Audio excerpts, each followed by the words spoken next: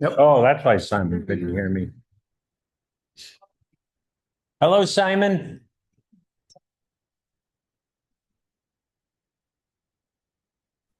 Hello, Pete. We meet again. Well, we do meet again, and I have to commend all of you for coming out tonight. This is a act of courage, courage. So we're here listening. I have a Thank you, feeling, Ian. This is Simon, very Great to you see don't you. know. Great to see you.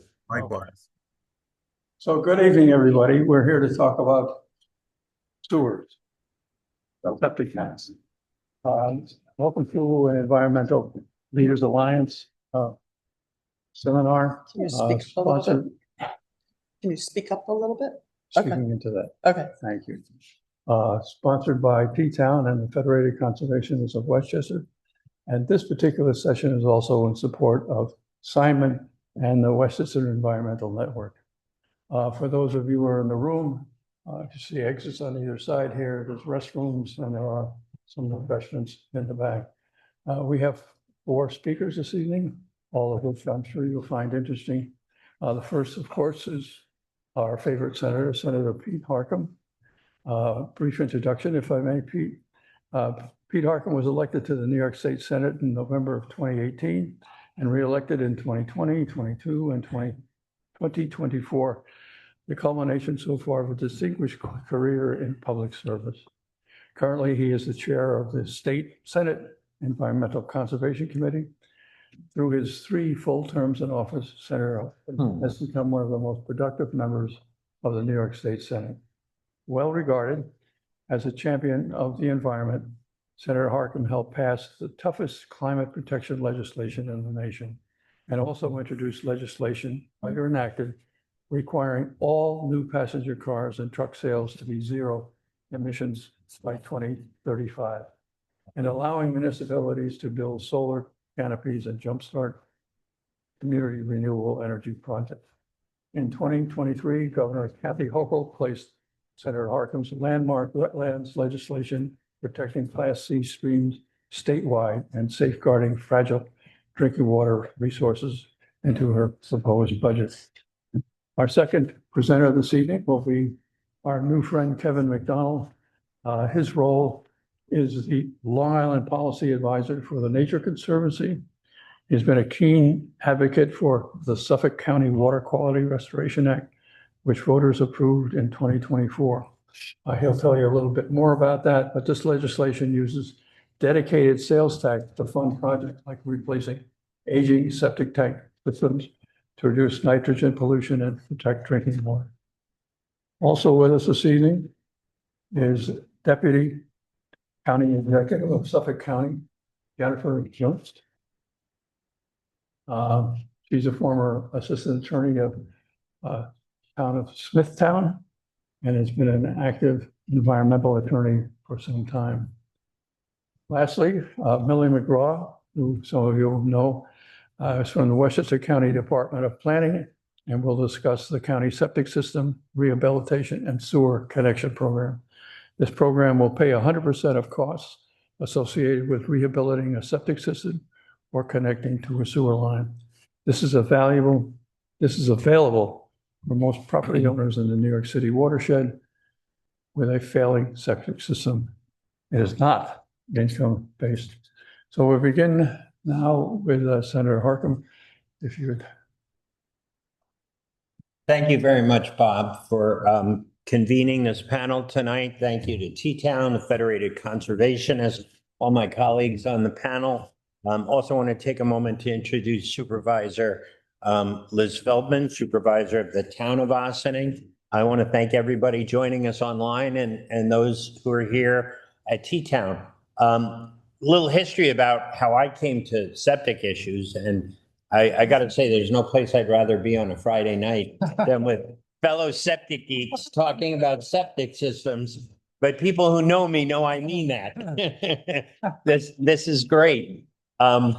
When I was first elected to the Westchester County Board, started serving in 2008, my entire district, Northeast Westchester, was in the East of Hudson watershed. And we had a lot of former lake colonies that have been winterized full-time, a lot of septic issues, failing septics, no septic, cesspools. So we formed a septic subcommittee and we began educating ourselves. And it was made up of stakeholders, of elected officials, supervisors, mayors, people in the construction industry, environmentalists. It was the Department of Health, DEP, DEC. And it was shortly after that my whole area received enhanced MS4 as a stormwater permit for phosphorus reduction. And part of that was a requirement for municipalities to do a septic inspection. And because that was so expensive, we put our brains together working with the stakeholders, and we came up with the model ordinance that dealt with a pump out and an inspection at the time of the pump out. And that model legislation was adopted by all the municipalities. We started a septic database to monitor that. Not a perfect system, especially back then, but it began to get DEP and DEC an idea of the condition of the septic systems, as we know, based on their age. Probably Millie may have updated numbers, but at the time, clearly 60% of the septic systems in Westchester were beyond their useful life. And so we started learning about enhanced treatment units, which we're going to talk about this evening. And so Lake Skaneateles, which is the water supply for Syracuse, has an EPA pilot program. So a bunch of us went up there from the committee and the Department of Health and all kinds of systems up there. And you can learn about the different enhanced treatment units, which is fascinating. Then we went to Hillsdale, New York, where they were under a consent decree from DEC. It would have been far too expensive for this tiny municipality to sewer. So they did what's called a decentralized septic system, which is very similar. Everyone gets a tank, and then the effluent, the liquid effluent, is pumped to a central treatment area, just like the enhanced treatment units. And you don't need the grinder pumps and the heavy pumps. Very elegant solution, third of the price. So we learned a lot there. So I've been involved with septic issues for a while. The challenge with enhanced treatment units is they're expensive. And the state has had a septic replacement program. You're going to learn about the great program that Suffolk does, that Westchester is doing. So the counties have really stepped up as well. A lot of us in government have been working on this. And you'll hear more about that shortly. But, we had to address the cost. And the state already had this program. So what we did this past year legislatively, working with DEC and the governor, was we added enhanced treatment units. Now, enhanced treatment units are very important because they do the treatment in the system, whereas a normal septic system, the soil does the treatment. But for many of our communities, there's not enough soil or inadequate soil. Septics never should have been built. So enhanced treatment units are the way to go, but they're very, very expensive. So we passed in the Senate and my colleagues in the Assembly legislation that would add to the septic repair program up to $25,000 or 75% of the cost of an enhanced treatment unit, which will go a long, long way.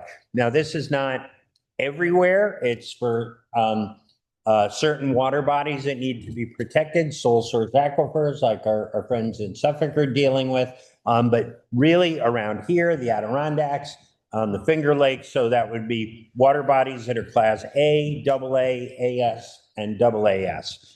And so it's an important program that will help the work that you will hear about from our county partners, because the money goes to the county. So we allocated $30 million for the first year of the program.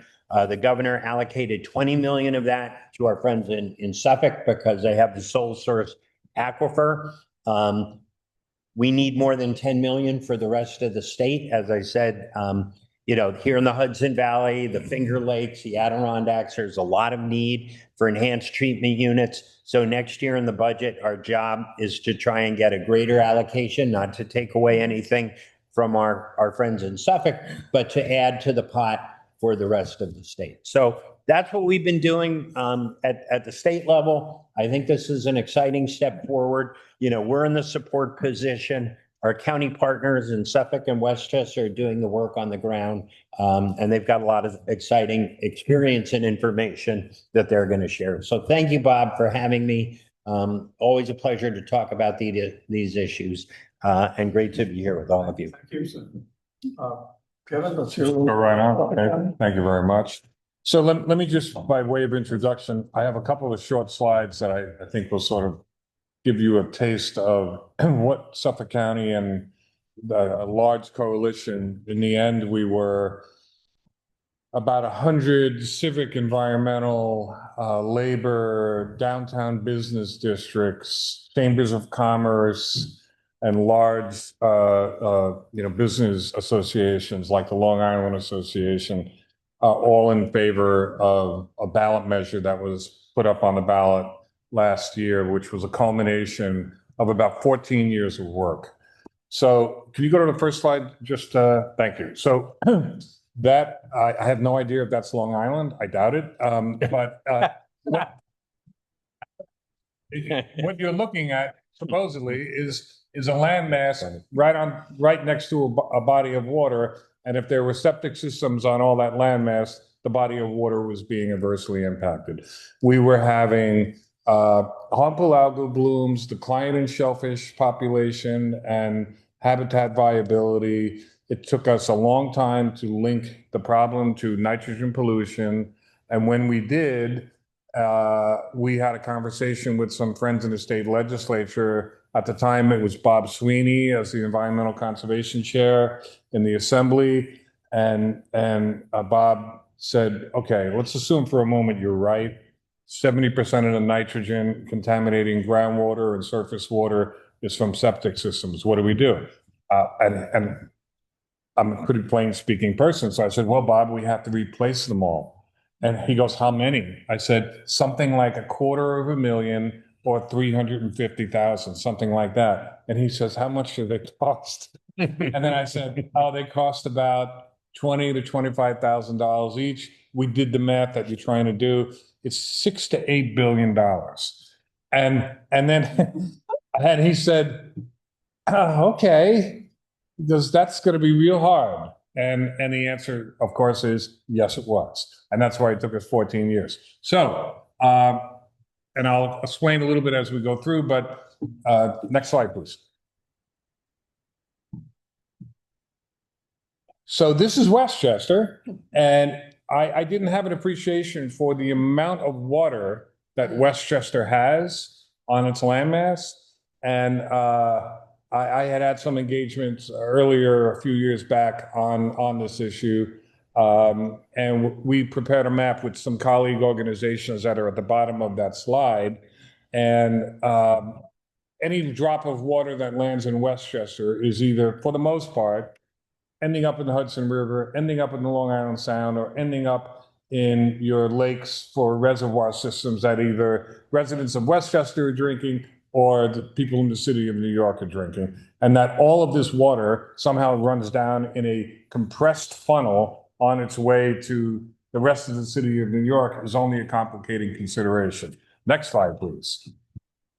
And then what we did was with this, again, the same groups at the bottom of the slide, we had asked everybody to put together the best information they had on leaking sewer lines that were contributing to stream beds and harbors and bays that were being impacted by either bacteria, nitrogen loading, or other things.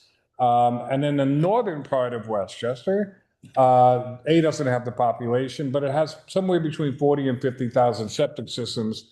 Millie will probably straighten me out on that. And what we had a conversation about was, and because I was living this nightmare, this wonderful experience, and I thought we'd be nice to share this experience with Westchester and see if there's an opportunity for lessons we're learning and how it might work in the Westchester area, because we were concerned about Long Island Sound and the Hudson River.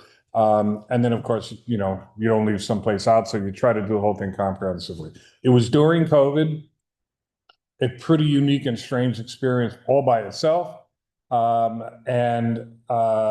What we found was that a comprehensive strategy that would address funding for sewer upgrades, leaking pipes that were clearly problematic and highly evidentially supported, as well as beginning a septic replacement program in Westchester might be a pretty thoughtful way to do. And we had just been doing it for the last decade or more. And if you can go to the next slide, I'd appreciate it. And so 15 years ago, my colleagues and I, with some people at the county, sat down and we spent about half a day saying, what are the pieces that all have to come together in the form of this is almost like a project matrix or a flow chart of activity that has to happen. And so we said, this is a critical path of activity that has to happen over some period of time. So we needed to identify the areas that are having the worst experience. We needed to know what the nitrogen loading was. And for those of, phosphorus in freshwater environments is the limiting nutrient. Nitrogen in a marine environment is the limiting nutrient. We needed better technology. We needed a new technology. We needed better science. We needed a bigger plan. And you can see all the things up at the top, right? So, and the funniest part of this whole slide is if you go to the bottom a little bit, this, like, how psychotic is this? Oh, we thought we could do this in 18 months. And it ended up taking a dozen, 14, and easily 10 years. That's how long it took. So it is a formidable undertaking, but the best part about doing a really difficult job is starting sooner than later and just keep working the problem. So we ended up, when it was all over, we had the governor supporting a new plan and new technology, the governor advocating for the state's involvement in investing in and supporting septic system change-out technology for the first time in the history of the state. And think about this. We care about where our sewage goes when it's in a sewer line, and we don't care about, as a matter of state policy, where our sewage goes if it's going into a cesspool or something like that, right? But that doesn't mean it's not having an adverse impact. And there will come a time, particularly for the younger people in this room, where I remember smoking on planes and smoking in restaurants was a normal event. And it wasn't offensive. It might have been offensive, but there wasn't much you could do about it socially. The idea that that would happen again just tomorrow would probably annoy most of us, right? So there'll come a time when the idea of somebody saying, so let me get this straight. You guys used to take the human waste that you have and put it in a pipe that runs out into the backyard into a concrete ring, which is about a step or two above Roman technology, right? Wasn't treated. It just leached right into the ground and it got into any water body it could as fast as it could. And the impacts of that right after, 10 million GIs returned from Europe and Asia at the end of World War II was build as fast as you can and hurry up because we have all these people returning and we got to get going. Modern suburbia arose at that moment. Simple and cheap waste disposal technology was allowed, and it caught up to us now, 50, 60, 70 years later, and we're paying for it. So what we worked on was a campaign of, we have a problem we need to fix. We had to document what the problem was. We had to have good science to support it. And in the end, like many things in life, we know what we have to do. How do you pay for it? And in some communities, Massachusetts, Cape Cod, their strategy was, we're just going to regulate these things out of existence and tell everybody they have to change it out. And it's all on them and it's all on their cost. You can imagine how popular that was, right? So we learned talking to them, we're going to do an incentive program first so that we can get the cultural buy-in that this is something that has to be done, and then we'll build on everything else that follows.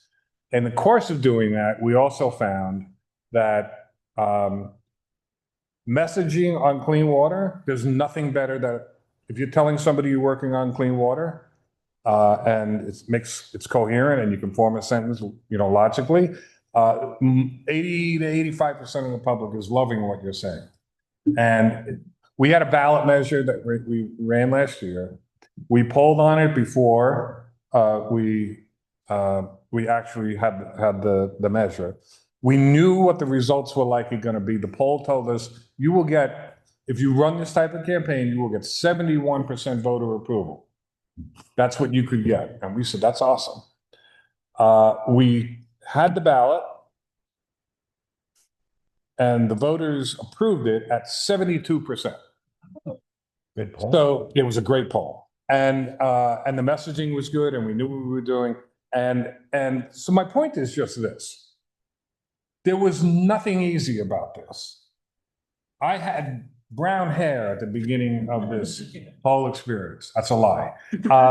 But there was still nothing easy about it. And the only thing you can say about it is sometime in the very near future, we're going to start seeing results for the improvements that are being made, and that, the voters will be happy and reward people that took this initiative, and, communities that have problems that they don't want to deal with because they're too hard, by dealing with this kind of a problem in your community.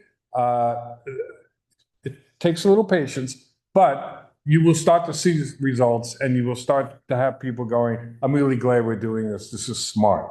So I'm going to stop, but the big prize was the ballot measure that won, and everybody said, gee, this is great. This is terrific. Yeah.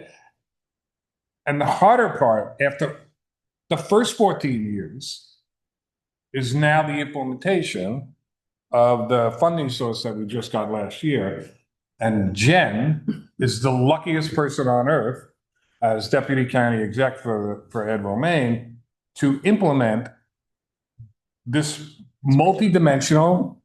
Plus, She handles all those little chevrons now. Easy job. plus sewers. Yeah. Only the sewers out. Yeah. So thank you very much. And thank you so much for having me, Mr. Elliott and Senator. It's really glad. I'm really happy to meet you and Great to meet meet you. your colleagues. So thank you for having Suffolk come and talk about this. I hope that Westchester finds it interesting, and that you engage as many discussions as you want with Suffolk County. Please come see us. We'll set aside the time. Hopefully it will lessen your learning curve. Learn from our mistakes, so that hopefully there's less pain points as you go through this. But so our administration came in 2024 and was faced with the ballot that Kevin has mentioned here. And next slide. Okay. And that's exactly what happened, about a little over 70%. And it did two things. It extended we have two large pots of money in Suffolk County now. Our drinking water protection program was started back in 92, 93, and it has it's really brought the county into a very good place in terms of saving open space, saving farmland, keeping taxes down, and helping with water quality issues. We also added a new tax. Suffolk County residents vote to tax themselves. So now we piled on another eighth of 1%. Next slide, please. That was the ballot measure list. Right, that was the ballot measure. And this money is going to be raised. It started to come in, the eighth penny started to come in March of 2024. So we're not going to have a full year this year, but we do believe that we're almost on target. The drinking water protection program, I just want to point out that it's the fourth bullet down. There's 4 buckets there, and it's the fourth one down, the Assessment Stabilization Reserve Fund. So it's 1/4 of 1% is where we're raising this money from. But by the time 2060 rolls around, we're hoping to have raised $660 million just from the drinking water protection program. Next slide. So this is our new 1/8 of a penny. As I said, it started March 1st, and I got some numbers this morning that as of last week, we've raised a little bit more than $30.5 million since March 1st. It's a little bit off, but the economy is what it is. I think we're anticipating, our projections were in the first 10 months to raise about $42 million. So we're hoping that Christmas or the holidays will come on strong, but it is what it is. So we're going to collect through 2060. Over the life of the program, 1/8 of 1%, we're hoping is going to raise $2.6 billion. And half of that will go to the enhanced systems and half will go to sewer projects. Next slide. So these were our early projections for the 1/8. As I said before, we were hoping for $42 million for year one, the bulk of it being raised to 2034, and then at the end of the life of the program, the $2.6 billion. Next slide. So between the drinking water protection program bucket and the 1/8, this is where we hope to be. And that's not even including the match that the county is going to need from federal government, state monies, et cetera. Next slide. So once the ballot measure was succeeded, we had a lot of work to do because the state law required that we set up a board of trustees to implement the plans. And together with Kevin and 20 other colleagues, we have 21 members on this board. So it was like, I don't know, it wasn't as bad as herding cats as I thought it would be. But we worked steadily through the summer. It was the first time that we were meeting, and we had to devise a way of prioritizing projects. So there were sewer projects and there are enhanced system projects as well. And the Board of Trustees still has to get through a legislative process with our county legislature. We have come up with an implementation plan. It's going to be reviewed by our environmental committee in the middle of November, and then it's going for a public hearing at the end of November. And then the first time that the county legislature will have an opportunity to approve the plan with a vote will be either the end of November or mid-December. Anytime we make any changes to this implementation plan, always has to be approved by local law. When the state legislature passed the amendments to County Law 256, which embodies this implementation plan and the wastewater plan, it made sure that there were very tight public controls over the money. There are hearings peppered throughout this process. Audits have to be done. And so I'm very thankful to see that the state is forcing the county to demonstrate where every penny is going. Next slide. Okay, you could skip that basically. Okay, so let's move on to our Suffolk County enhanced septics. Next slide. All right, so a little bit of history. As Kevin mentioned, after World War II, up to about 1973, that's when a lot of our suburban development blew up in Suffolk County. So during those years, as he mentions, that's when a lot of septics were put in the ground. It was fast and it was easy, but the problems started to erupt in the early 70s. Conventional septic systems were the next step in the process. Article 6 is the first time the county implemented had made the connection between what was happening in how we were handling wastewater and what the environmental protections needed to be. So we have two sections of our sanitary code that handle waste. 2016 is the first time that we introduced IA systems, innovative alternative on-site wastewater treatment systems. We're always looking for a better phrase, so I'm glad in the state legislation you chose enhanced septic because it's much easier. So we're retraining the public on how to recognize the terminology. So, and we've had some growing pains. As you could see, we had to tinker with the Article 6 amendments in the sanitary code. And people pushed back, septic systems and these alternatives were becoming expensive, so people kept putting in cesspools. And still in the middle of the night, you'll see cesspools get dropped off on folks' lawns, and that's something that we're trying to deal with. But we had to eliminate the request for people to grandfather cesspool systems. Otherwise, we were just shooting ourselves in the foot, and it would have defeated the whole purpose of raising the money. So we've done that, and I think we're starting to turn the corner. We have a lot more installers interested in understanding what enhanced systems are. And we have 36 approved installers that have to be reviewed by the Department of Health in Suffolk County. And just in the last week or so, 4 other installers came to us looking to get approved. In order to get a grant in Suffolk County, you have to work with one of the approved installers on our list. If you go outside, that's your choice, but you can't get the grant money, but you'll be paying out of pocket on your own if it's somebody that we haven't reviewed ourselves. That's just to try and keep some control over the systems as they go in. On the bottom part of the screen, the application has to go through our wastewater management division in the health department. So the first 3 bullets: construction for new residents, replacement of existing residential, and the addition of bedrooms. Those 3 all require, under regulation, to have an upgraded enhanced system.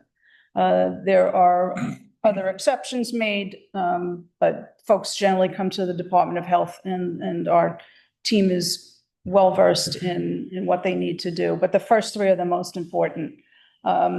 Some folks asked, well, what's the priority going to be here in terms of putting these in? What if I just want to put it in and I have a cesspool or a septic that's working perfectly well? We don't view that as an immediate need because of the age of most of our systems are 60, 70 years old now. We're having a lot of failures. The failures are mounting. So we have to make sure if grant money is being focused, it's being focused on failures, things that are close to failure.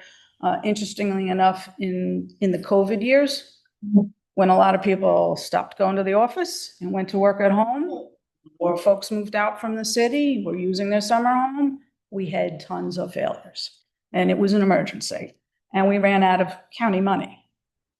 And the county legislature stepped up and put more money into the system to cover the emergency. So we got through that. All right, next slide. So this is basically how a system, an enhanced system works. First, your water and solids are going in the tank. Oxygen is added in, so you've got bacteria doing its job. The pump recirculates treated effluent, so your nitrogen and oxygen move off into the atmosphere, and then the final is the dispersal, final effluent. There's usually about a 70% reduction in total nitrogen into the leaching structure and then onto the ground. Next. The actual number is better than 70%, but the health department people are cautious about overpromising. So in my house, I have a Fuji system. In this, the readings were 90, and when I had a sensor on mine, and they were at 8, 9, and 10. So that's better than 70%, a lot better. So 8, 9, and 10 milligrams per liter, you're talking? Yeah, Okay. and then it went into a drain field, which cut that in half. Usually a septic, a regular cesspool or septic is pumping out 65 milligrams per liter. So, most systems are trying to cut that in half on the way out. In Suffolk County, our enhanced systems are required to hit less than 19 milligrams per liter. So if you don't get in, you're not joining the club unless you get that low. So we look very carefully at the systems that we approve. Next slide shows you some of the systems that so we have basically 4 categories of what we're looking at in Suffolk. The 4 in the box up top are the type that are approved in Suffolk County and are actively being installed. I think HydroAction and FujiClean tend to be the top performers and what distributors are using, although we do have plenty of the other 2, the Orenco and the Septic as well. I'm sorry. The systems below, the Noeco hydrokinetic, is a system that's just up for provisional use. So it's basically in a review stage, but being actively used only under controlled conditions that the health department looks over. And then the nitrogen reducing biofilters, lined box, is a system that the Stony Brook Center for Clean Water Technology is testing. The county has strong support for Stony Brook's activities in this area. We allow the center to come onto county land and install these as experimental. And we're expanding the areas in Sunny County properties where they can put these in. We put them in parks or the locations where they're getting, so they have to have some constant activity so that we make sure that they work. And at the very bottom, you'll see pilot and experimental use. So we get a lot of calls from folks in this industry from all over the country who are pitching new technologies to us. So we have a lot of people looking at them on an ongoing basis. Okay. Next. I would add that the Fuji system in Japan, when we first started looking at them, there were something like 13 million of them Oh, yeah. in use in Japan. It was amazing. Yeah, new here, and they're looking at us like, you guys don't know what a toaster is, Yeah. right? What's the big deal? These systems eliminate phosphorus as well. Yeah. Yes. And we were whispering this conversation, but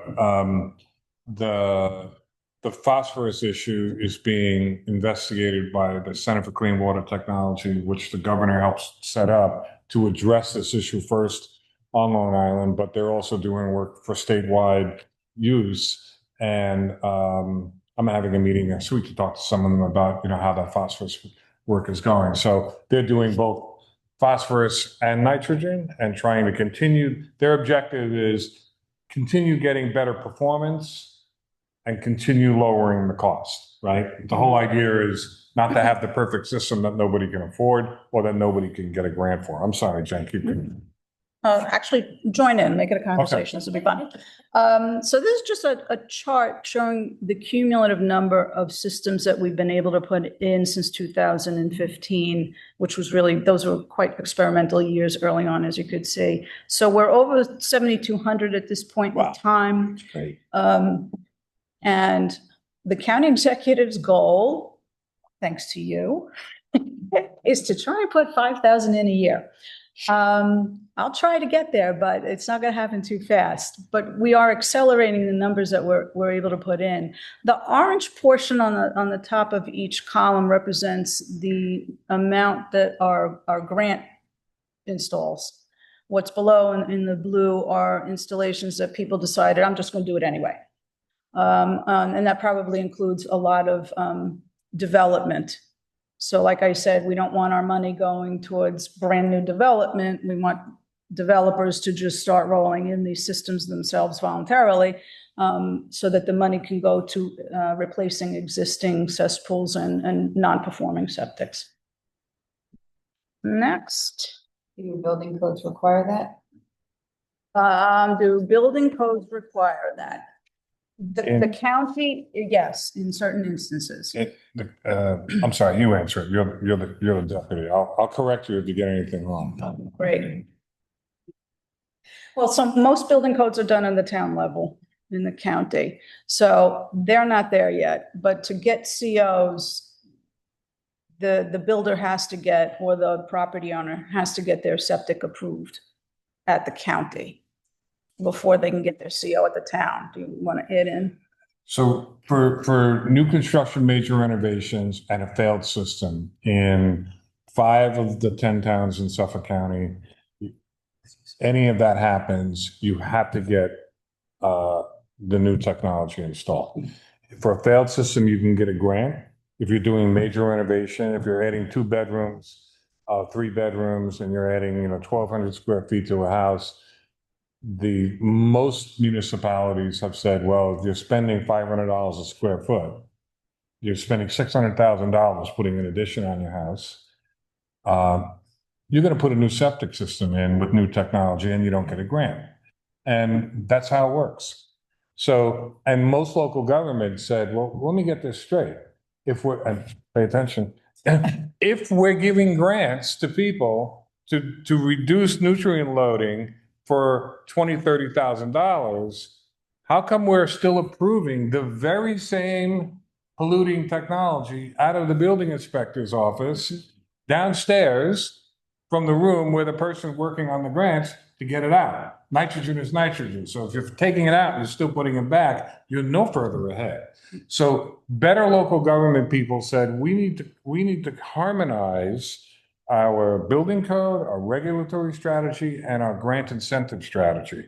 And then, of course, most of us in the environmental community knew that had to happen, but we waited for them to say that, and then we clapped like it was the finest original idea ever imagined, you know, in the 21st century. And then they announced it, and we clapped again, and we thanked them for their initiative and their daring and bold action.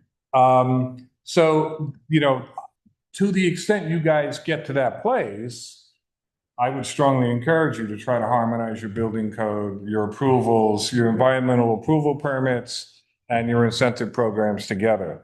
And that's effective, it works. And when people understand that more and more of these are going in and it becomes more normalized, everybody sort of understands why we're doing this. Mm-hmm. Thank you. In addition, the county is constantly looking for other grant programs. And given the fact that the governor is very interested in increasing housing in a variety of ways, she included, and we signed on for it, a pilot program for ADUs. Yep. Those extra dwelling units that you're able to get on certain lots. And so we do have a pilot program out there. I don't have any data on it. I applaud you for that, because when I proposed ADU legislation a couple of years ago, I got killed on Long Island. The outcry from Long Island was incredible. So I really applaud you for doing that. Well, thank you. We keep pushing them, because every once in a while, someone will come in with a decent plan to do it, and it's worthwhile, and we want to make sure that the money's available. So if they're going to if a town approves ADUs in their particular their zoning code, and we can get an ADU on the property and get them money to not only make sure the ADU is done properly, but make sure the original structure and the ADU are both now serviced by an IA system. So we're trying to kill two birds with one stone. And if I can just hop in there, Jen, and if you think about it, what's the difference between somebody putting a large second story on a house that may be a single story, or that they have, you know, a smaller little cottage in the back of the yard connected to the same septic system? As far as nitrogen management and impacts are concerned, there's no difference. Mm-hmm. It's just a question of, you know, where the structure is on the property. Okay. And, you know, most of the environmental community has sort of gotten that, and they're like, yeah, all right, we get it. Mm-hmm. This is an image of one of our installers is showing one of our legislators basically what the systems look like with the caps off. And this is a range of what the costs are now. These are just averages between the west end of Suffolk County and the east end. It's more expensive to put these in on the east end. We've seen some systems cost $50,000-$60,000. So those are large bedroom houses, though, right? Yep. Yeah. Yep. All due to capacity and size. So, but these are average costs for installation for the system. And then engineering, design services. Fortunately, on the state side of the grants covers a good portion of design and engineering and inspections and stuff.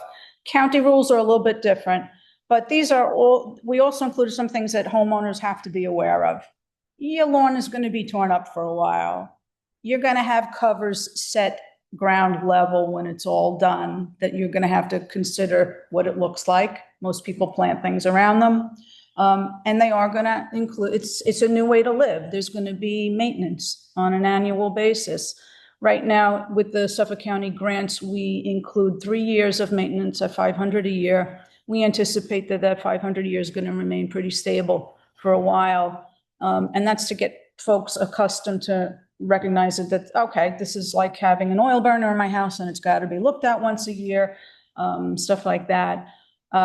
We're a little bit worried what happens after that 3rd year.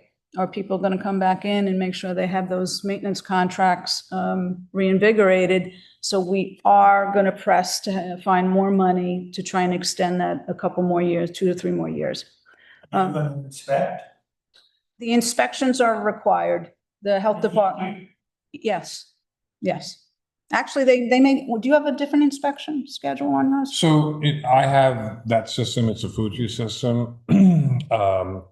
The maintenance of the system is done by the installer firm. You can pick any maintenance operator you want. They have an incentive to service you well so that you renew with them, right?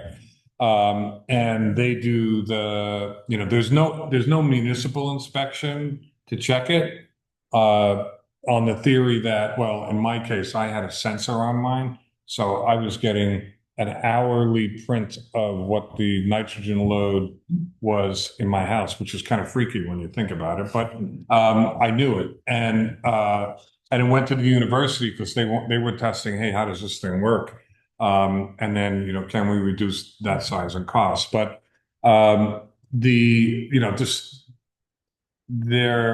when you add the aggregated reports that are coming in for the performance across the technologies, the large installed ones, they're easier to put in. The technology is better known and appreciated among the industry. And the results for the 2 best-selling units are the best in terms of nitrogen load reductions. So, our confidence is high that over time, the technology gets, even if it gets a little more sophisticated, the cost comes down. And what you're seeing in the cost differential is the East End of Long Island, pays a premium for being slightly more wealthy. And I'm sure parts of Westchester deal with the same issue.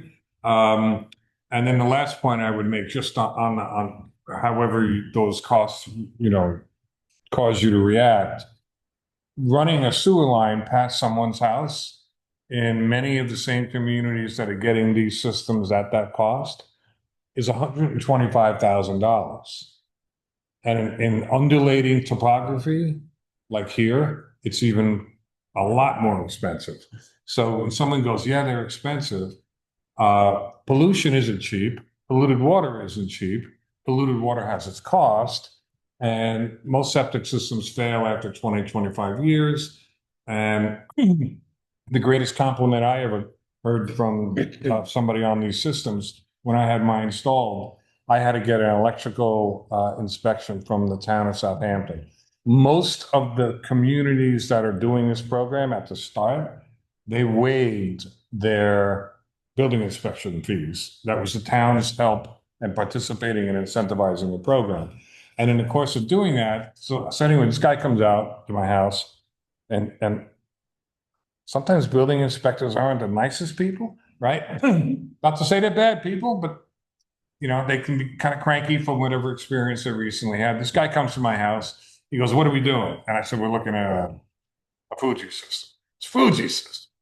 And then we go in the back. And he goes, big grin on his face. He checks it all out. Goes, big grin. He goes, "These things are great." He goes, "It's got a 1.5 horsepower motor. It's a fiberglass composite container. The motor costs $150 if it ever burns out. And this thing will last you 40 good years, at least." That's 2 times the lifespan of most septic systems. So even if you amortize the cost and you never got the grant, it's still cheaper. I was just trying to address the issue that apparently they need, that after 3 years, something has to happen.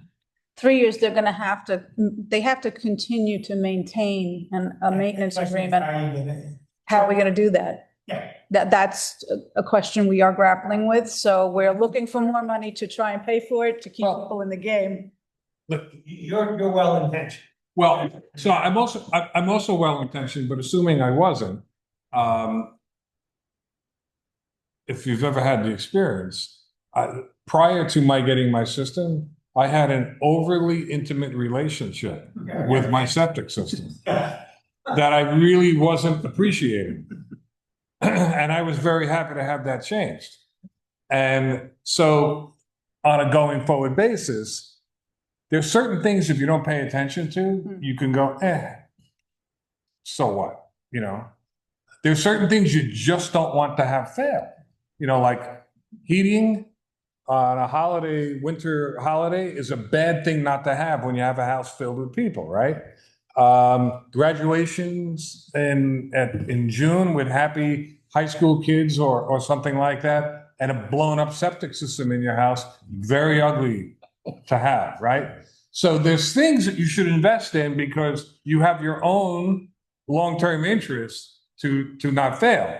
So, you know, the conversation of creating a district or giving people incentives, and there is, to the county's terrific credit, they have a heightened sensitivity to lower and middle income folks to incentivize the entire cost of operation through this, so that people who are struggling, if you're not making your rent, and someone sends you a bill and says, "Hey, we're coming to do the inspection, and we need your annual renewal," you might forego that. That's an understandable thing. But if you can get the fund compensated for another way, you grant for that, that'll go on. It may become that if you don't, I mean, I would advocate for this because I did. If you can't demonstrate that you have your service for the year because there's a public interest in having made the grant to the homeowner to not have pollution, if you won't maintain your system, it just gets added to your tax bill, right? And then so many communities have that. If you don't pay your water bill, it gets added to your tax bill. So, you can put a penalty in there and make it even more unpleasant until somebody says, "Okay, I get it, I got to do this." But the point is fair in that, go back, if you saw that chart I had with all those sort of colored chevron things, those were all the details that Jen and her crew had to imagine, manage for, execute, and sequence. Formidable challenges. I'm sorry. No, it's a fact of life. It's human behavior, and we're asking people to change behavior, and that's like turning the Titanic. So we just keep going at it doggedly. And you know what? People move on, people move out of state, younger people coming in, they kind of grow with the system. And I think over time, it'll just even itself out. Next slide. So these are just some boots on the ground images of what it looks like when a system is going in. It's a lot of dirt. So it's you got to be prepared mentally and emotionally for your lawn to be torn up. So most of those single house systems, if any of you have never seen them, it's probably as long as this table, probably as long as that table, maybe a little longer, and maybe 2 times as wide. Mm-hmm. And that's basically the system. So it's pretty kind of compact. Yep. So, yep. And some lines being drawn in there. And then obviously the image on the right is what people wind up doing with it later. So they try and dress it up with some landscaping. The people putting them in try and get as much dirt packed back down so that you have something good to start with. That's another these are after images. You can see the green cap. And people basically just try and hide. One on the left's pretty good. Yeah. All right, keep going. So those are the electrical panels that are required to be installed as well. This is all going to be part of your engineering design where things are going to wind up on your property. And the engineers are pretty good. They work with you. If you've got, a deck and you don't want them fussing with your favorite rose bush, that kind of thing. We try to work that out. So moving on to grants. Next slide. So our base grant is 15,000 at the county level. For low to moderate income, we add an additional 5. That's the only category that we asked for proof of income on. We gave up the other income analysis a few years into the program when we realized it's kind of a silly thing to even ask for. Let's just make sure as many people get these systems in who want them. And thanks to Senator Harcum, we have our new 25,000, 75% of eligible cost. So the eligible costs, a lot of folks have questions about, and under the state system, design can include the investigation, as-built plans, the inspections, the installation itself, the cost of the system itself, and the components as well. Things that are not considered eligible would be your non-essential interior plumbing. There may be some other plumbing that's required to be done that would be covered. Your routine pump outs, interest, late fees, stuff like that, and any engineering administrative work. The state's not interested in paying that. The homeowner's got to have skin in the game for those kind of ordinary costs. We do have a new program coming online, I think in the beginning of the year, the first quarter of 2026, and this is being run through DEC, the Long Island Sound Septic Replacement. This is for properties mostly along the North Shore. Yep. That are in sensitive areas. So it's at least it's an other pot of money for us to deal. And out on the east end, you have the Community Preservation Fund towns that have the advantage of having a nice large pot of money because from the sale of very expensive homes, they are able to grow a sizable pot of money to help pay for the IAs out there. If I can just add, as a point of strategy, when we started this out, much of what we try to do whenever we do a major environmental policy initiative, local governments and county and state government do this right now.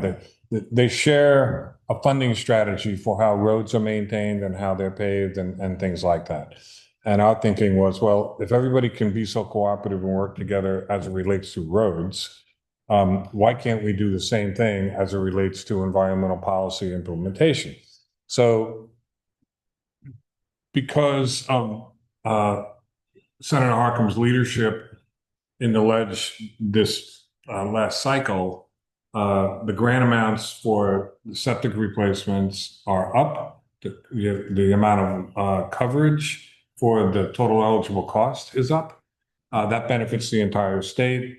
I appreciate the rub on Suffolk County gets too much, maybe, and we need more money. No, I was just saying the rest of the state needs to get more. Right. We love our friends in Suffolk County. You were right, and if Jen and I were really small thinking people, we would give you the worst advice we could about how never to have a successful program and be really bad at it every step of the way. But anyway, thank you for your leadership. It was superb. Yeah. And the point is this: when we told some of the local government officials who have their own funds, I won't get into that the state increased the rate of payment and the contribution, they were like, some of them said, and the county just got the big ballot measure last year. So we have the county in for big money, the state in for big money. Some of the towns are in for big money. The Long Island Sound program was contributing money.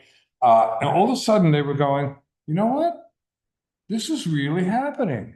We have a 3- and 4-way funding pie to implement this program.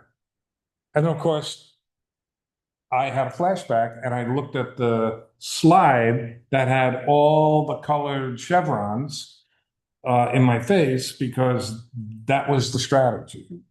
Create a multi-governmental level funding pie so that the burden wasn't always on one. We weren't coming to somebody and saying, this is all your job, have a nice day.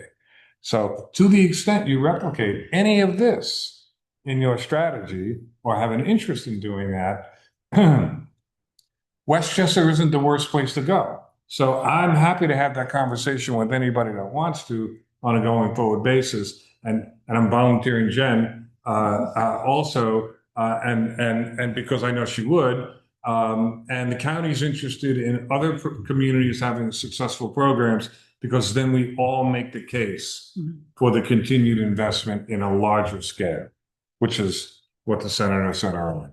So I love the strategy. Next slide. Thanks, Kevin. All right, so a little bit of details about how Suffolk's actually works. We do have a web page. It is going to be going under a little bit of reconstruction over the next couple of months. But generally, folks just sign on, start filling out an application. We have lots of folks in the Department of Health that you can pick up the phone and call them if you have questions about it. The grant, once you're awarded the grant, you have to select your vendor off the approved list, as I mentioned before, and the applicants actually assign their grant payment directly to the vendor. So money's going from the county checkbook straight to the vendor once it's done. So the difference between the county and the state programs is the county grant is approved before installation, while the state program is generally a reimbursement program.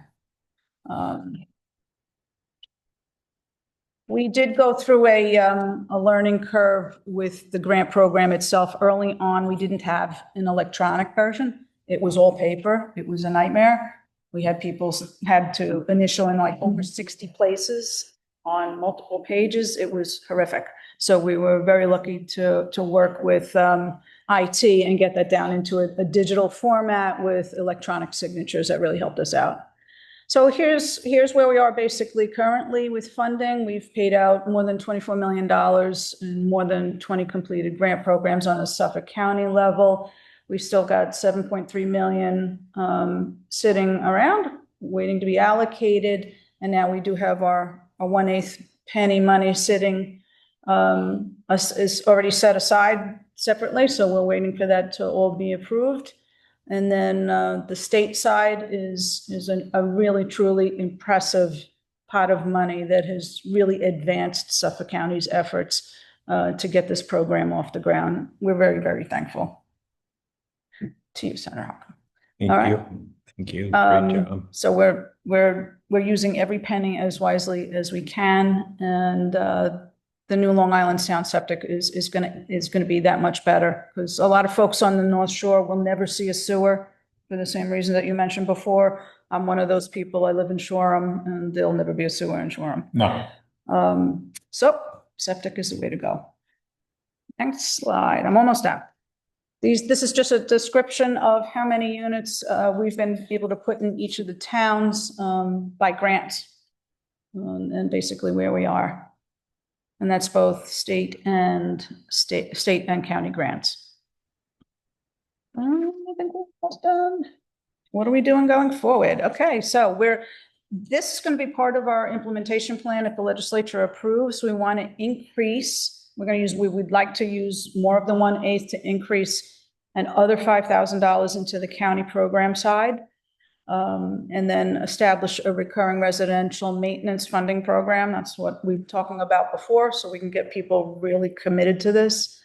We're going to try and do an enhanced a community residential. This, Kevin, you might want to talk about a little bit about, like multifamily kind of units. And then the final one is a commercial program as well, because there's a lot of commercial small businesses that won't be hooked up to sewers either, but they're going to need more of a commercial system. So there are some instances where, you could have a condo with 20 or 30 units or 100 units, or trailer parks in certain communities where you have, 100 trailers in states, they're fixed, they're not mobile, and it's on 10 acres, and they're on cesspools, individual cesspools.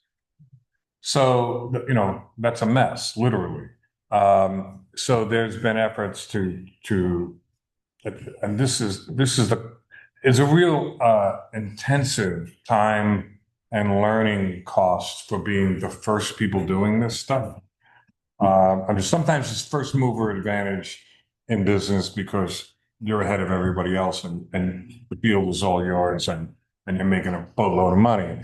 And sometimes on things you're first mover advantage for a municipality on a policy change like this. It's not an advantage necessarily, and you got to learn everything the hard way. But so part of this is it's really dull stuff for guys like Senator to deal with, which are most places aren't designed to have shared plumbing. If you don't deal with that stuff at the beginning of a development, it's very hard to go back and retrofit that and say, hi, you guys all now have a common asset that you all now, well, that's what HOAs sometimes are used for, property owners associations. So in the next generation, which I hope is less than 5 years, really sort of micro management of, common community related things can really drive down the cost of these installations. You used a terrific example before, which is they have a macerator on their property. It's like a buried garbage can, much more substantial than that, but that's sort of what it is. And everything goes in, literally blends it up into a slurry. It goes out your house. It's already out of your house. And then it goes out into the street in a 1.5-inch pipe because everything is slurried and it's vacuum connected. So there's this low pressure vacuum, just moves everything along and it picks up things from my house and your house and your house, and then brings it all down to a treatment system. And there's one single treatment system. It's probably a Fuji or something like that. And at that cost, there's even more efficiency in having that volume of material treated and then maintained and managed. And then you can have a sensor on it that tells somebody at the health department or someplace else how the system is working. Are there any stresses on it? And you saw a picture before with the wiring and a couple of panel boxes, and they have alarms on them. So if your system is having a problem, it is check this out. It goes by fiber optic wire back to the installer saying, Kevin McDonald is doing bad things in his house, right? and the system got a problem. Go check it out, right? And so they know before the system alarm even goes on that there's a problem and they can send somebody. So modern technology for these kinds of systems is pretty cool. So all these are ideas that have to be enacted. We haven't gotten to too many common application, common sharing yet because of those property things. Imagine, the idea that we have to get used to culturally is we may have our own property or we may have our own lots, whether we rent or whether we own, but we have an interest in sharing certain utility functions like water, electricity, and now it's managing waste. Yep. And that's it. I think my last slide is just our contact information. Happy to take any questions. Please reach out to us. We'll always try and get you to the right person if we can't answer it directly. Thank you, Jennifer. You're very welcome. We can move on to. Sure, I'm sorry, I forgot really, sorry. On to Westchester. Yeah. So, hi, my name is Millie McGraw. I work for Westchester County and the Department of Planning. We're very far behind Suffolk County in all of this. And, Okay. and the program that I'm going to be talking about is not really going to be involving very many enhanced treatment septic systems. Unfortunately, it will involve some, but we're not going to be going wholesale at the moment. But it's still a really good program. So next slide. So the program is funded by the New York City Department of Environmental Protection. And the program is for individuals, property owners residing within the New York City watershed. So you can sort of see a map colored in blue where the New York City watershed, it's mostly in northern Westchester. There's a little bit down below where the Kensico Reservoir is, that's kind of Harrison, and a little bit of Mount Pleasant. Next slide. And then this slide actually gives you, if you're interested, which communities are within the watershed, what their acreage is, the percentage of the community that's in the watershed, et cetera, et cetera. If anyone's interested in this, you can just contact me. It's kind of a fun thing to look at for me. So the East of Hudson Water Quality Improvement Program, it's part of what's called the historic 1997 Watershed Memorandum of Agreement between New York City, Westchester County, Putnam County, the EPA, Riverkeeper was involved, and a bunch of other entities were involved. And as part of this agreement, New York City paid Westchester County $38 million to support water quality improvement investments in the Croton and Kensico watersheds. And this, Is that annually? I wish, Oh, it was a one-time. oh, I see. It was one time. But we get really good interest on it. So that money is still there. Got it. It's significant. Some of that has gone to municipal sewering projects. Yeah, yeah. Some of it went to phosphorus Yep. reduction. Yep. Yes.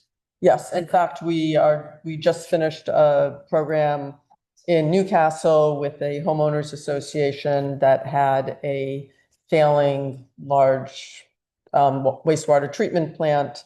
And we were able to divert that to Mount Kisco, and now it's going down.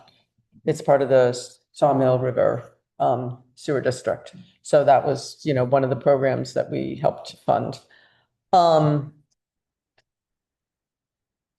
So it's for New York City drinking water, and that's why New York City gave Westchester County the $38 million, was to protect their drinking water. And as was mentioned earlier, a good chunk of Westchester County residents also benefit from the New York City drinking water supply. Ironically, the people who live in the New York City watershed mostly have wells, so they do not benefit from it, but the rest of the county does. The county acts as a custodian to the $38 million, to the funds that we received. And the septic rehabilitation and sewer connection program that I'm going to be describing is funded using these monies. So so just to back up for 1 second, anyone who has, well, not almost anyone who has a failing septic system and has property, their primary residence in the New York City watershed, and their failing system has a combined volume capacity of 1,250 gallons or less, is eligible.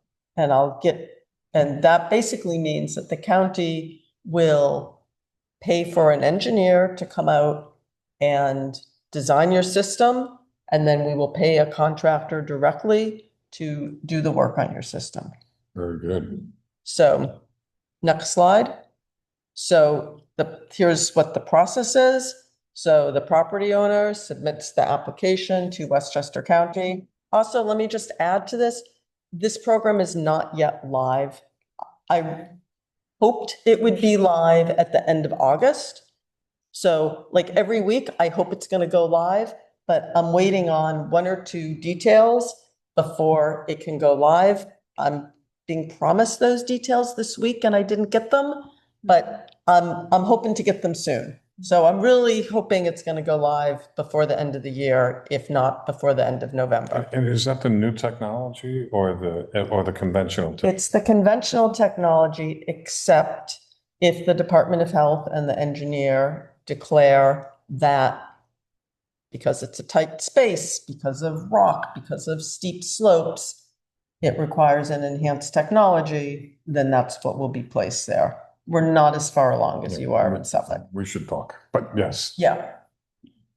So the property owner submits the application, which outlines kind of everything that's going to happen as well. Once they're approved, county representatives design the plans. This may include, as you saw from some of the pictures earlier, digging up your yard.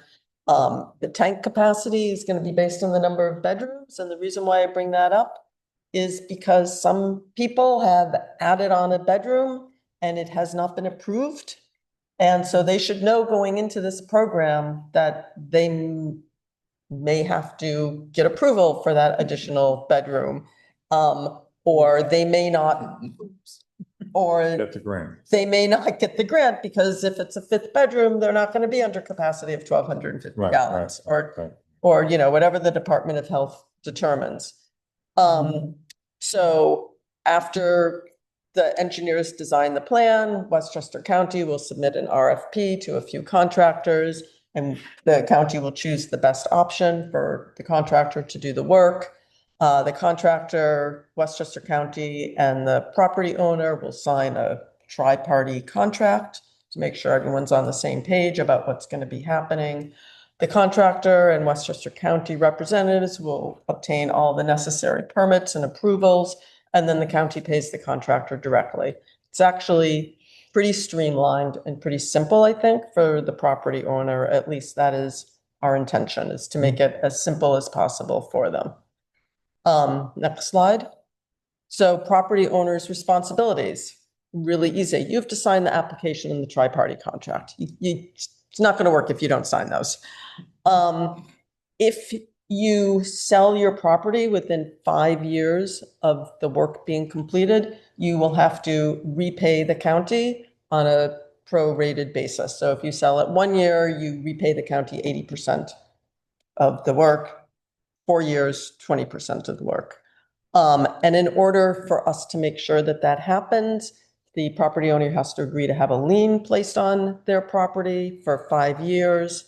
And the property owner, the one financial responsibility for the property owner is they have to pay the cost of the title search, which currently stands at $575, which, you know what? I think that's a pretty good deal given that they're getting thousands of dollars for free. And then there are other responsibilities, they have to maintain it. So it's, you know, as I said, we really try to make this as streamlined and as easy for the property owners as possible with as little responsibilities for them. Our goal is to clean up the New York City watershed. And I think, next slide, I think that's it. Do you have any questions? That's my contact information. Yeah, let's take some questions in the room. Mayor? I have a question. I don't know if we can answer it. What is the cost difference between installing a classic system and an enhanced system? Oh, it so depends. I mean, I know people who have installed classic systems and they have had to spend close to $100,000. Right, if you say it would. They have to do the field work. That's, yeah. Yeah. But the actual systems themselves, I mean, I think a classic system is, you know, $8,000 or something, whereas an enhanced can be 24. Is that just the Rough numbers. Yeah. But when you put the site work, it could be the same or more depending. My understanding, and correct me if I'm wrong, is that the leach fields for a classic system are typically larger. Yeah, but do they cost more to install? So our experience No. watching, we worked with the Long Island Builders Institute at the beginning, and they were like, we'll do anything we have to do. We're not going to resist. We're not going to resist this. Okay. So we had the mandatory installations. Then they were like, oh, you're killing us. We have to get grants. You're not getting grants for new construction. There's no way I could sell that to the public. And then they all said, oh, many builders now have a new technology septic installation division in their building plan, and they're making money putting the new systems in. So the people that moaned at the beginning are now making money 3 years in. So you have to dig a hole anyways, and you put in a fiberglass unit with 3 plastic lids, which goes in. It could go in with a backhoe, or you could put it in with a winch like a swing winch off the back of a pickup truck, and it gets plopped in. So if it was a concrete ring, it would be the same thing, right? You run the pipes the same way. It's just into a different container. You run the pipe out of the system into a drain field. If you guys require a drain field, it's still a drain field. And if you allow a leaching field, like a leaching ring, then that's the same too. So it's very similar, slightly different components getting buried, right? So, Kevin, if I may? Yeah. The one difference is the electrical cost, Correct. because the enhanced treatments have pumps, they have aeration, they have dosing. And so you do have added electrical costs. So but let me address that, because again, I have this. And we looked at it too. So the additional cost of electrical pump and aeration, and in my case, I would pressurized drain field. So when the drain field fills, when the container fills up, the drain field hits a flotation device, and then another pump blows and it blows it out, and it just goes out into a drain field, pretty nicely distributed. The cost of the electricity for a 1.5 horsepower pump is across the year, the equivalent of one light bulb being on in your basement. Yeah. So when I heard that, and my system went in, I said, okay, this is the task I should have done 10 years but never got to. I just changed every light bulb in my house to an LED, which is now 9 cents for the year on all the rest of my light bulbs.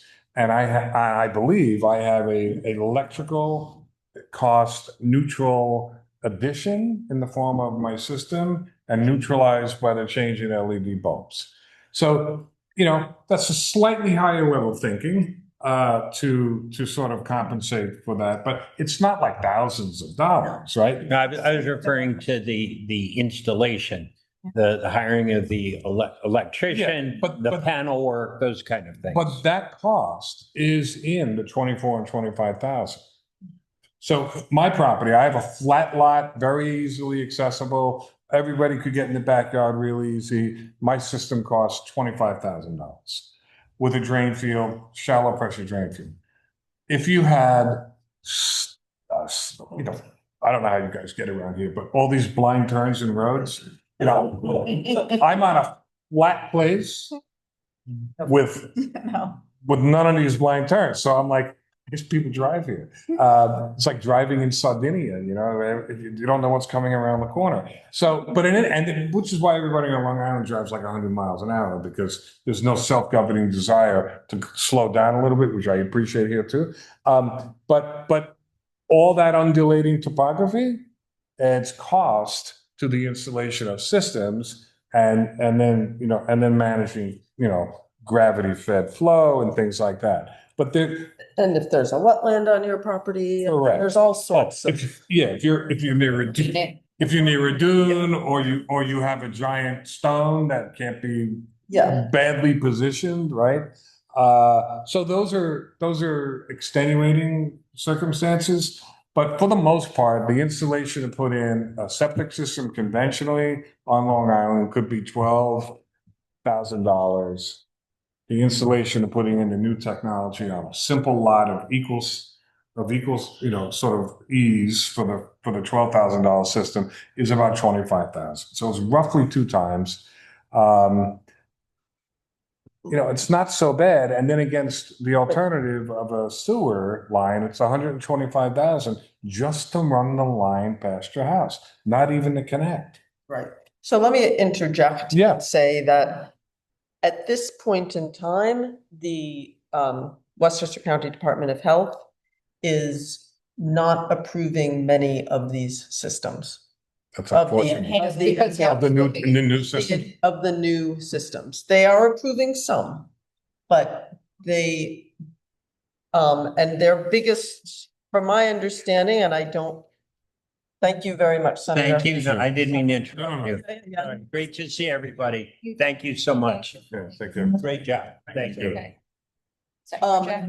And my understanding as to why they're not is sort of very similar to some of the issues in Suffolk County, which is not knowing how they're going to be maintained. So that's one of the reasons I don't work for the Department of Health. I don't want to quote them. I haven't spoken to them about this particular issue in several months. So we had this conversation 15 years ago in Suffolk County. Heard the same thing from the same older. Yeah, that's why we're going to have a conversation. Right, and from the same older engineers. So we said, okay, let's get this straight. You don't want to do the new technology that reduces the pollution load by 70 to 90% because you're concerned about how the system will be maintained. You're not going to invest any effort into helping us figure out how to set up a system that would assure that they'd be maintained. And you're willing to let the status quo continue that we know is killing our bays and harbors? That's an acceptable solution? So in there, I will say, what I mentioned before all of this started, and by the way, thank you so much for hosting this. This is wonderful. In Lewisboro, they are proposing a septic district around one of the lakes. Good for their leadership. And all of those systems would be the new enhanced systems. And the Department of Health is agreeing to that. And the concept So of the far. district, for people that may not understand the full idea, how does that work? Is that like a garbage district? Yeah, it's like a sewer district or a garbage district. It's like part of your property tax bill. And somebody would come and do the maintenance as part of that contract? Yes, Awesome. yes. Okay, any other questions in the room? Yes, it's a bit of a selfish question that I've waited a while to do. I have a house in Orienta, Mamaroneck, Yes. of which 13 of the 19 houses on this private road are on septic. Only 50 homes in all of Mamaroneck are still on Are septic. you on Greenwich Point? No, this is Okay. Orienta Peninsula. It's in Mamaroneck. Yeah. I know Mamaroneck. That's Could you repeat it? I'm on Grecian Point Road. what I meant, Grecian Point Road. Yes. I know that road very well. My septic system works fine for the 3 bedrooms it was approved for in 1982. I may want to sell that home soon. I know Zillow will list it as a 3-bedroom home, even though I turned a 3,600 square foot home into a 5,000 square foot home back in 2000, with the architect telling me, I can build you 1,000 bathrooms, but no more bedrooms. And I didn't. Okay. But all I'm hearing now says, can't I find some officials who will say, yeah, Eric, if you will agree to upgrade and remove 70 to 90% of the nitrogen, I will be happy to approve one of the existing rooms to be a 4th bedroom, so you can list it on Zillow as a 4th bedroom and make significantly more money in selling. And I will benefit the town. I will pay for the whole thing, and I will set up an endowment so that it's done permanently. But you've just told me the Westchester Department of Health, under a guy I thought was wonderful, George Latimer, and under Ken Jenkins now, won't even approve this system. I can't tell you how I everything is. didn't say that they won't approve it. I said that they have approved them in the past. And in So certain, I speak. you need to talk to, I would go through an engineer and have them talk to the Department of Health. What engineer would you use? I can discuss this with you offline. Good And- answer. Yeah, and then additionally, have you tried to work with the village of Mamaroneck so that you can go through, use the septic line that is there, that I, For 4 bedrooms? I know that people on that street built a septic line that could hold. More bedrooms, yes. When they got. We'll talk offline, but yeah. Good. Yes. Well, this is a large scale issue.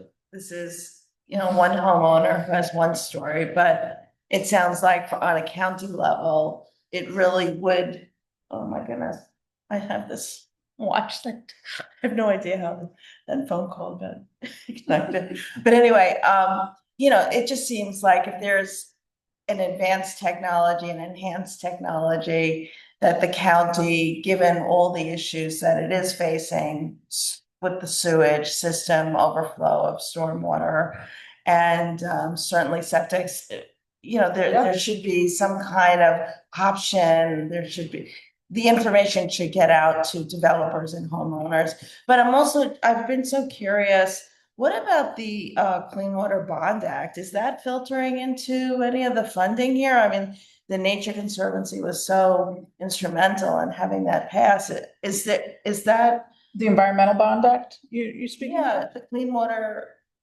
So Well, there are two different. some of the Bond Act money is coming for these exact purposes. Some of the Environmental Protection Fund, which is another fund in the state budget apparatus that deals with this. So the state money, Senator Harkin, when he was here, They increased the grant amount and the contribution amount, and there's an existing funding source that's committed. So I think it's a great opportunity. And so I'm a perpetually impatient person, so I share your pain, right? And I learned still to be perpetually impatient and patient at the same time, because it's not anything you're not committed to doing. We have to get other people who operate in a system that just doesn't move quite that fast. And that's not to say it shouldn't be prodded and nudged and goosed and any other appropriate word that comes to mind. But it's people who asked to have their property considered for the change that grows over time, that supports the need for the institutional change that allows that to happen, right? So my next door neighbor across the street has been trying for 7 years to do various things. So there's patience and then there's. No, I hear you. And the Long Island Sound has a funding program, grants for homes in the Long Island Sound watershed. So if EPA was open for business, which they're kind of not right now. I mean, some people are there, but it's chaotic to say the least. EPA runs the Long Island Sound program. I'm happy to send an email to somebody there and say, we should talk around, can we work in Mamaroneck? I mean, Mamaroneck, if nothing sings. 50 homes and they're all wealthy people. Oh, we don't need the money. We just need the approval. The approval. No, I get it. We had the same issues. You have to get the regulatory world in support of the technology change. None of this is easy. It just isn't. But I hear you. I share your pain. Okay, Mayor, one more. Supervisor, thank you. Supervisor.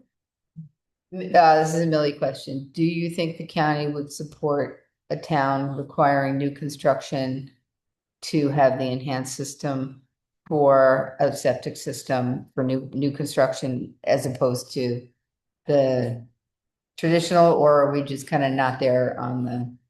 I really don't want to speak for the Department of Health, but Fair. but I will say my past conversations with them lead me to believe that this is based on conversations I had months ago. So.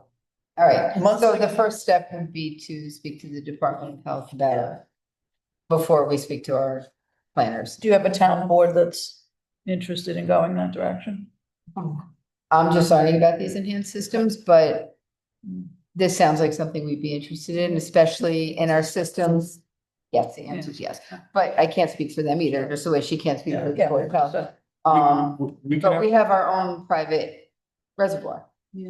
Right. So at least in that system, in the Indian Brook watershed, we might consider, or just any new systems, because anything in our town goes into the same thing, goes into that. And we're working to clean that too. You could consider doing something similar to what Lewisboro was doing around Lake Kitchewan. Right. So that would be the So idea. it would be a septic district for all the parts of the town that are currently on sewer. Okay, good. Well, I appreciate everybody's frustration on this. I mean, health departments, when we were having conversations with the Nassau County Health Department and the Suffolk County Health Department during COVID. So, some of them were looking at, we would say, hey, listen, we're gonna have a conversation with you about, this program. And you could see their faces going, you understand we're dealing with a global pandemic and you guys want to talk about septic systems. Yes.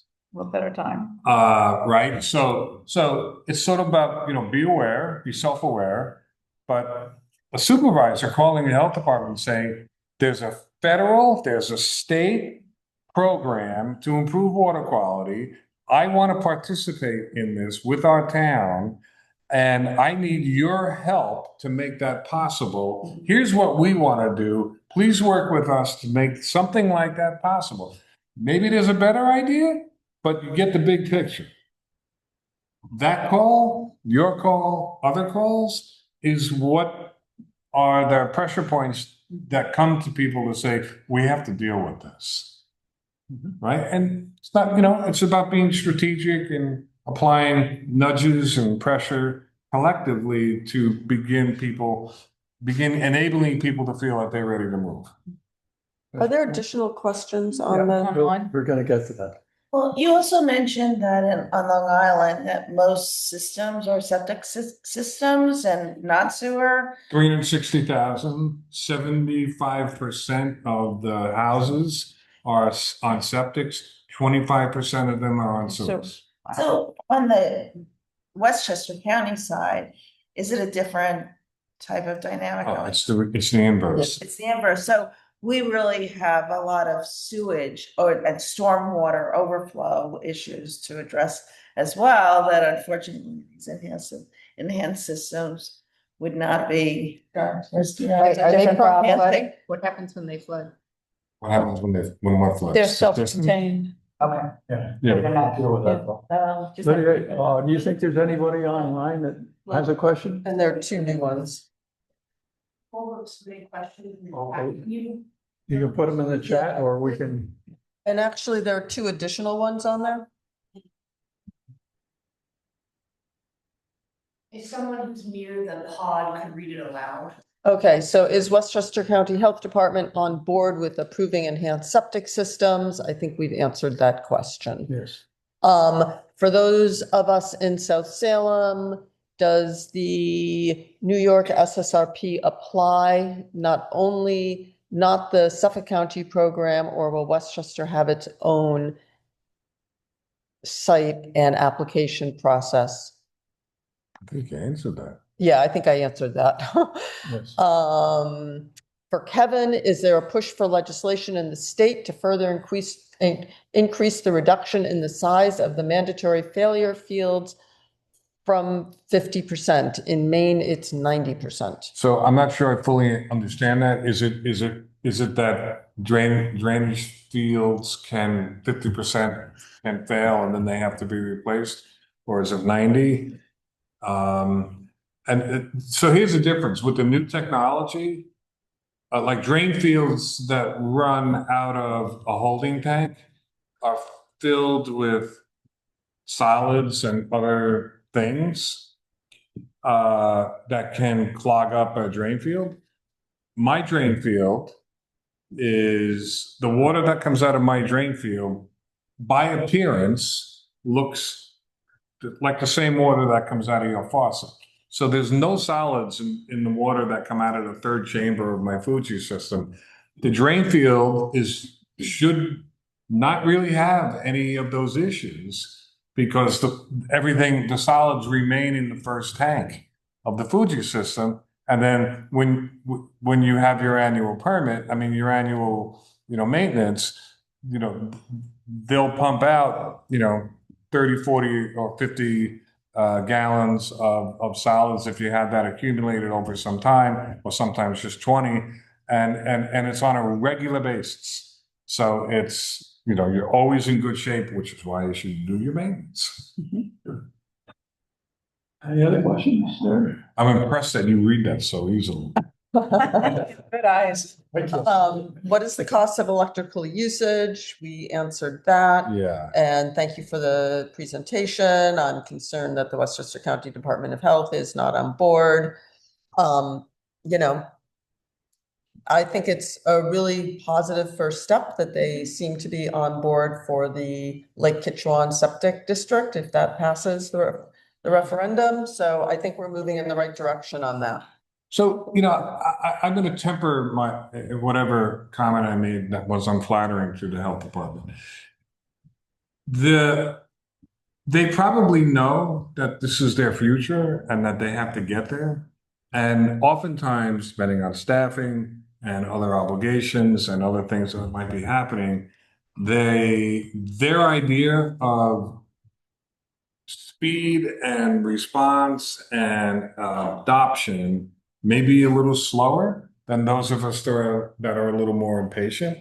And, I think that the nudges that need to come from the community from the environmental community saying, hey, we just need to do this better. Can we accelerate this and elevate that to the top of the Suffolk County, of the Westchester County government saying, can we have a conversation about how this can be accelerated? We're not placing blame. We're just showing our respectful impatience to accelerate this. It's the nicest way to deliver that message. It has the same general effect.